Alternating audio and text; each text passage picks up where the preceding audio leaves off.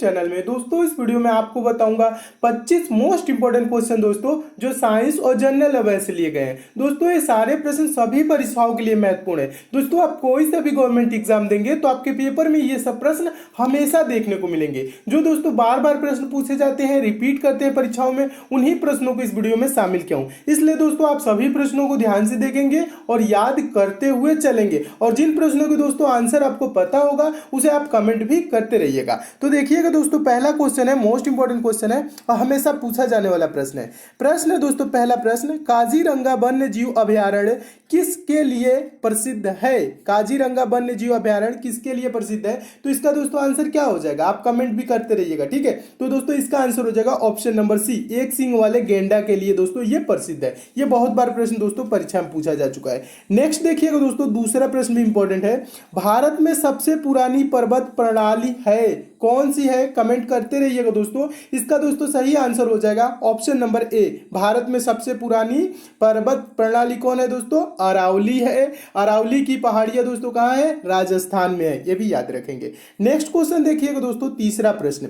तीसरा प्रश्न है, शिवाजी का जन्म कहां हुआ था? तो इसका आंसर क्या हो जाएगा दोस्तों? आप कमेंट भी करते रहिएगा। सारे प्रश्न का आंसर, जितने भी दोस्तों आंसर आपको पते होंगे, जिन जिन प्रश्नों के, उन प्रश्नों का आंसर आप जरूर कमेंट कीजिएगा, मैं कमेंट देखूंगा आप, ठीक है। तो देखिएगा तीसरा प्रश्न क्या कह रहा है, शिवाजी का जन्म कहां हुआ था? तो दोस्तों शिवाजी का जन्म 6 अप्रैल 1627 ईस्वी में सिवनेर में हुआ था। कहां हुआ था? सिवनेर। ऑप्शन नंबर डी सही हो जाएगा, याद रखेंगे, बहुत बार पूछा जा चुका है।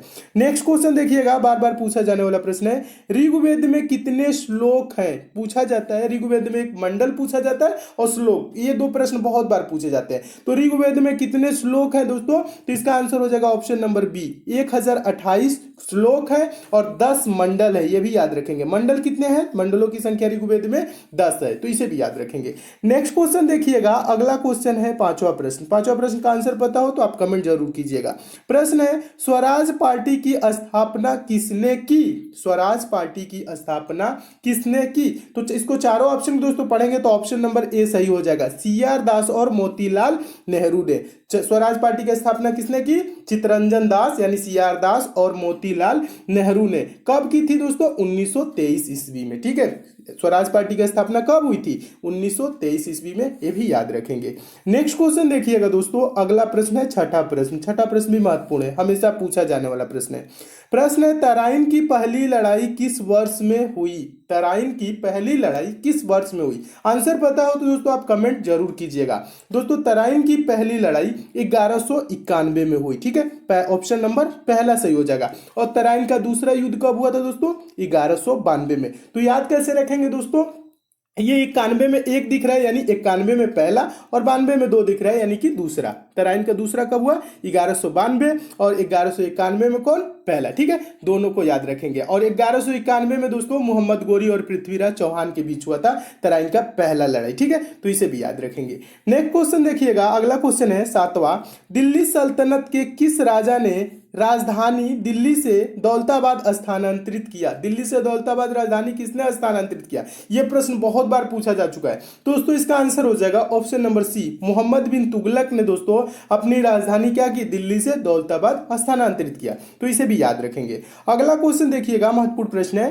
प्रश्न है, हवा की गति किससे मापी जाती है? किसकी गति दोस्तों? हवा की गति। हवा की गति दोस्तों किससे मापी जाती है? तो ऑप्शन नंबर कौन सा सही हो जाएगा? ए सही हो जाएगा। अनीमोमीटर से दोस्तों हवा की गति मापा जाता है। तो इसे आप क्या रखेंगे दोस्तों? याद रखेंगे, क्योंकि यह प्रश्न हमेशा पूछा जाता है। और दोस्तों टेकोमीटर क्या होता है? टेकोमीटर से दोस्तों वायुयान तथा मोटर नाव की गति मापी जाती है। क्या है? वायुयान तथा मोटर नाव की गति टेकोमीटर से। और बैरोमीटर दोस्तों, बैरोमीटर बताइए, बैरोमीटर हमेशा पूछा जाता है वायुदाब, ठीक है। वायुदाब पूछे, वायुदाब किससे मापा जाता है? ठीक है, वायुदाब मापी क्या होता है? बैरोमीटर। इसे भी याद रखेंगे, हमेशा पूछा जाता है। ये भूकंप मान कुछ नहीं, सिस्मोग्राफ से भूकंप की पता लगाया जाता है, ठीक है, ये भी याद रखेंगे। नेक्स्ट क्वेश्चन देखिएगा, अगला प्रश्न 9वां प्रश्न है, जो शाकाहारी है वह कहलाते हैं। ये दोस्तों प्रश्न मोस्ट इंपॉर्टेंट है, हमेशा पूछा जाता है। जो शाकाहारी है वो कहलाते हैं, क्या कहलाते हैं? प्राथमिक उपभोक्ता, माध्यमिक उपभोक्ता यानी द्वितीयक उपभोक्ता, तृतीयक उपभोक्ता, अपघटित करने वाले। तो आंसर हो जाएगा दोस्तों शाकाहारी जो है वो प्राथमिक उपभोक्ता के अंतर्गत आते हैं। तो कौन सा आंसर सही हो जाएगा? ऑप्शन नंबर ए सही हो जाएगा। और जो माध्यमिक उपभोक्ता यानी कि द्वितीयक उपभोक्ता, प्राथमिक उपभोक्ता के अंतर्गत देखिएगा दोस्तों, और प्राथमिक उपभोक्ता जो होते हैं ना, गाय भैंस बकरी इसके अंतर्गत आती है, ठीक है, प्राथमिक। और द्वितीयक उपभोक्ता कौन होते हैं दोस्तों, या कह लीजिए माध्यमिक उपभोक्ता, इसके अंतर्गत बिल्ली भेड़िया मोर आते हैं, ठीक है। और तृतीयक उपभोक्ता, ठीक है, ये भी पूछा जाता है, तृतीयक उपभोक्ता के अंतर्गत कौन आते हैं? बाघ शेर चीता, ये सब क्या है दोस्तों? तृतीयक उपभोक्ता के अंतर्गत आते हैं। तो ये तीनों प्रश्नों को दोस्तों आप अच्छे से याद रखेंगे क्योंकि हमेशा पूछा जाते हैं प्रश्न। नेक्स्ट क्वेश्चन देखिएगा दोस्तों, अगला क्वेश्चन है 10वां प्रश्न। India wins freedom, India wins freedom किसने लिखा था? इसके लेखक कौन है? तो आंसर क्या हो जाएगा दोस्तों? आंसर पता हो तो कमेंट कीजिएगा। देखिएगा 10वां प्रश्न है दोस्तों, इसका आंसर क्या हो जाएगा? इंडिया विंस फ्रीडम किसने लिखा था? तो इसका दोस्तों आंसर हो जाएगा option number D, Abul Kalam Azad ने इंडिया विंस फ्रीडम लिखा था, ठीक है, इसे भी याद रखेंगे। नेक्स्ट क्वेश्चन देखिए, अगला क्वेश्चन, अगला क्वेश्चन का आंसर दोस्तों आप जरूर कमेंट कीजिएगा, बहुत बार पूछा जा चुका प्रश्न है। प्रश्न है दोस्तों, पंपास चारागाह कहां पाया जाता है? तो दोस्तों इसका आंसर कौन सा सही हो जाएगा? चारों ऑप्शन को पढ़िए और कमेंट भी कीजिए। तो मैं आपको बता रहा हूं दोस्तों, दक्षिण अमेरिका के घास के मैदान को पंपास कहते हैं। तो इसका आंसर क्या हो जाएगा दोस्तों? दक्षिण अमेरिका, ये आंसर हो जाएगा। और ये भी पूछा जाता है दोस्तों, उत्तरी अमेरिका क्या? उत्तरी अमेरिका वाले क्या होता है? प्रेरीज होता है, ठीक है, प्रेरीज, ये भी याद रखेंगे। प्रेरीज कहाँ के घास के मैदान को कहा जाता है? तो उत्तरी अमेरिका को, और पंपास कहाँ के? दक्षिणी अमेरिका, ठीक है। तो इन तीन दोनों प्रश्नों को दोस्तों हमेशा याद रखेंगे, दो प्रश्न बार बार रिपीट होते हैं। अगला क्वेश्चन देखिएगा दोस्तों, 12वां प्रश्न। 12वां प्रश्न भी महत्वपूर्ण प्रश्न है। देखिए, सल्फर किसमें आसानी से घुलनशील है? 4 ऑप्शन दिया गया है, इसमें आपको बताना है। तो आंसर कौन सा सही हो जाएगा? ऑप्शन नंबर सी सही हो जाएगा। सल्फर कार्बन डाइसल्फाइड में आसानी से घुलनशील है, ठीक है। तो आंसर हो जाएगा carbon disulphide, option number C. तो इसे भी दोस्तों याद रखेंगे। नेक्स्ट क्वेश्चन देखिएगा, अगला क्वेश्चन मोस्ट इंपॉर्टेंट है। और अगला प्रश्न देखने से पहले दोस्तों आपके लिए एक पंचम पब्लिशर की बुक है, उसके बारे में थोड़ी सी जानकारी दे देता हूं। उसके बाद दोस्तों आपको बताता हूं अगला प्रश्न। 36 से 51 अनुच्छेद किस रूप में जाना जाता है, ये आपको बताना है। तो इसका दोस्तों आंसर क्या हो जाएगा? चारों ऑप्शन को पढ़ेंगे दोस्तों, तो इसका आंसर हो जाएगा ऑप्शन नंबर सी, राज्य के नीति निर्देशक तत्व है, ठीक है, 36 से 51। और प्रश्न दोस्तों एक और इससे बनता है, कौन सा प्रश्न बनता है कि राज्य के नीति निर्देशक तत्व कहां के संविधान से लिया गया है, कहां के संविधान से अपनाया गया है या लिया गया है? तो दोस्तों ये भी याद रखेंगे, राज्य के नीति निर्देशक तत्व आयरलैंड के संविधान से लिया गया है, तो इसे भी याद रखेंगे। और दोस्तों मौलिक अधिकारों का वर्णन किस अनुच्छेद में है दोस्तों, यह भी पूछा जाता है। तो अनुच्छेद 12 से 35, किससे दोस्तों? अनुच्छेद 12 से 35। और 36 से 51 दोस्तों कौन है? राज्य के नीति निर्देशक तत्व, ठीक है। तो दोनों प्रश्नों को याद रखेंगे, दोनों प्रश्न हमेशा पूछे जाते हैं। नेक्स्ट क्वेश्चन देखिएगा दोस्तों, अगला प्रश्न 14वां प्रश्न है। 14वां प्रश्न, उच्च न्यायालय के न्यायाधीशों किनके द्वारा नियुक्त होते हैं, यानी उच्च न्यायालय के न्यायाधीशों की नियुक्ति किसके द्वारा की जाती है? तो इसका दोस्तों आंसर क्या हो जाएगा? ऑप्शन नंबर इसका बी सही हो जाएगा, राष्ट्रपति के द्वारा की जाती है, ठीक है। तो इसे भी याद रखेंगे। नेक्स्ट क्वेश्चन देखिए, अगला प्रश्न मोस्ट इंपॉर्टेंट है। प्रश्न है, भारत के राष्ट्रपति के पद के लिए चुना जाने के लिए एक भारतीय नागरिक की निम्नतम उम्र क्या होनी चाहिए? किसके लिए?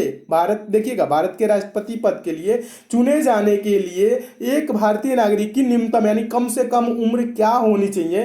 तो इसका आंसर दोस्तों क्या हो जाएगा? चारों ऑप्शन को पढ़िए और कमेंट भी करिए, ठीक है। तो देखिएगा इसका आंसर हो जाएगा ऑप्शन नंबर बी, 35 वर्ष होना चाहिए, ठीक है। और राज्यपाल बनने के लिए न्यूनतम उम्र क्या होना चाहिए? उसके लिए भी दोस्तों 35 वर्ष होनी चाहिए, ठीक है। दोनों प्रश्नों को याद रखेंगे। अगला क्वेश्चन देखिए दोस्तों, लास्ट तक जरूर देखिएगा दोस्तों, लास्ट में कुछ इंपॉर्टेंट क्वेश्चन को शामिल किया हूं जो हमेशा पूछे जाते हैं, रिपीट करते हैं, ठीक है। तो लास्ट तक वीडियो को देखते रहिएगा, ज्यादा टाइम नहीं लगता है लास्ट तक देखने में, लेकिन आप लास्ट तक देखेंगे तो कुछ प्रश्न आपको ज्यादा से ज्यादा प्रॉफिट होगा, ज्यादा से ज्यादा आप लाभ में रहेंगे और याद भी आपको ज्यादा प्रश्न होगा, ठीक है। देखिए 16वां प्रश्न है, इलेक्ट्रिक पावर की इकाई निम्नलिखित में कौन सा है? इलेक्ट्रिक पावर की इकाई क्या है? तो चारों ऑप्शन को दोस्तों पढ़िए और कमेंट भी करिए। देखिए इसका आंसर हो जाएगा इलेक्ट्रिक पावर की इकाई वाट होता है, ठीक है, option number C. Next question देखिएगा, इसका प्रश्न आप जरूर कमेंट करके बताइएगा इसका आंसर दोस्तों, क्योंकि ये हमेशा पूछा जाने वाला प्रश्न है। अंतिम मुगल शासक कौन था? पहले भी बताया हूं, अंतिम मुगल शासक कौन था?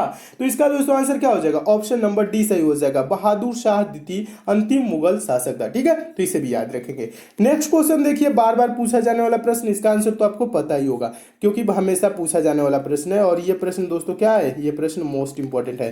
पानीपत की दूसरी लड़ाई किस वर्ष में हुई थी? पानीपत की दूसरी लड़ाई पूछ रहा है, ठीक है।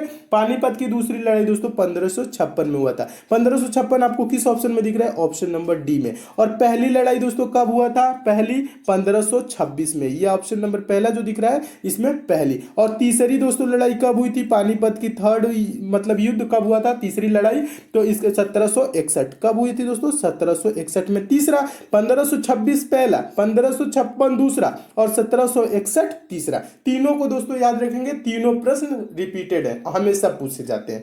नेक्स्ट क्वेश्चन देखिएगा 19वां प्रश्न। 19वां प्रश्न देखिएगा, कौन चीनी यात्री हर्षवर्धन के समय के दौरान भारत का दौरा किया? प्रश्न याद रखिएगा, देखिएगा प्रश्न क्या कह रहा है।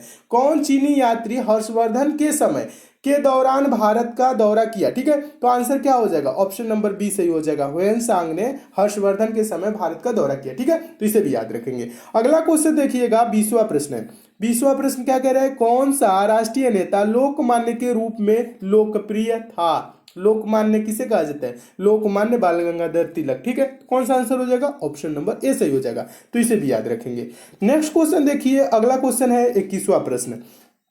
21वां प्रश्न है, भारत का गवर्नर जनरल कौन था जब सती प्रथा का रिवाज निषिद्ध किया गया? यानी भारत का गवर्नर जनरल उस समय कौन था जिस समय सती प्रथा का अंत किया गया? उस समय कौन था? तो आंसर क्या हो जाएगा? ऑप्शन नंबर सी सही हो जाएगा। लॉर्ड विलियम बेंटिक थे। कौन थे? Lord William Bentinck. ठीक है, और ये प्रश्न दोस्तों कैसा है? तो ये प्रश्न मोस्ट इंपॉर्टेंट है। क्यों है? क्योंकि बार बार प्रश्न ये पूछा जाता है।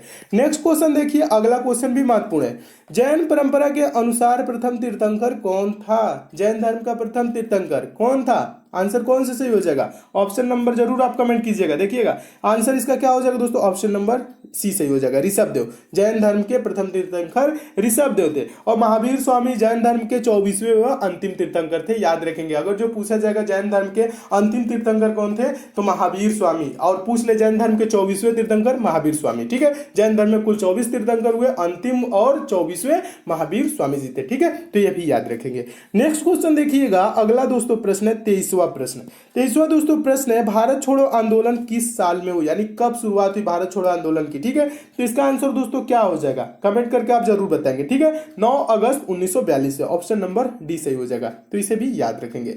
नेक्स्ट क्वेश्चन देखिए 24वां प्रश्न। और 24वां प्रश्न देखने से पहले दोस्तों बता दूं दोस्तों, अगर आप मैथ में वीक हैं, मैथ बेसिक से, जीरो लेवल से और चैप्टर वाइज दोस्तों पढ़ना चाहते हैं, दोस्तों आपके लिए मैं एक चैनल बनाया हूं जिसका लिंक दोस्तों नीचे डिस्क्रिप्शन बॉक्स में दे दिया हूं। दोस्तों आप उस चैनल पे जाके चैनल को सब्सक्राइब कर लीजिए, नोटिफिकेशन बेल को ऑन कर लीजिए, ताकि वहां पे जितने भी दोस्तों मैं इंपॉर्टेंट वीडियो दूं उसकी आपको नोटिफिकेशन मिले। तो दोस्तों आप क्या करेंगे, मैथ में थोड़ी सी भी आपको प्रॉब्लम होती है तो आप उस चैनल पे जरूर जाएंगे, जिसका लिंक दोस्तों नीचे डिस्क्रिप्शन बॉक्स में दे दिया हूं। अब देखिए दोस्तों 24वां प्रश्न क्या कह रहा है। 24वां प्रश्न कह रहा है, हर क्रिया की बराबर और विपरीत प्रतिक्रिया यह किस नियम से जाना जाता है? यानी कि क्रिया प्रतिक्रिया का नियम, कहने का मतलब शॉर्ट में बोला जाता है ना क्रिया प्रतिक्रिया, यानी कि हर क्रिया के बराबर विपरीत प्रतिक्रिया, यह किस नियम से जाना जाता है? तो इसका आंसर दोस्तों क्या हो जाएगा? ऑप्शन नंबर सी सही हो जाएगा, न्यूटन के तीसरे नियम के नाम से जाना जाता है। यानी कि हर क्रिया के बराबर विपरीत प्रतिक्रिया, यह हमेशा पूछा जाता है, तो यह भी याद रखेंगे। नेक्स्ट क्वेश्चन देखिएगा, अगला प्रश्न भी महत्वपूर्ण है। अगला प्रश्न दोस्तों देखने से पहले आपको बता दूं दोस्तों, अगर आपको इन सब प्रश्नों की पीडीएफ चाहिए तो आप टेलीग्राम को जरूर ज्वाइन कर लीजिएगा। टेलीग्राम का भी लिंक नीचे डिस्क्रिप्शन बॉक्स में दिया हूं, तो टेलीग्राम को ज्वाइन कर लेंगे तो दोस्तों वहां पर मैं समय समय पर पीडीएफ भी प्रोवाइड कराता रहता हूं और सारे वीडियो की आपको लिंक भी मिल जाएगी। तो टेलीग्राम को भी आप ज्वाइन कर लीजिएगा पीडीएफ पाने के लिए। ठीक है, तो पीडीएफ वहां पर मैं बराबर देता रहता हूँ। देखिएगा प्रश्न है, तीसरा बौद्ध परिषद का आयोजन कहाँ किया गया था? यह लास्ट आंसर है, इसे आप कमेंट जरूर करेंगे। तीसरा बौद्ध परिषद का आयोजन कहाँ किया गया था?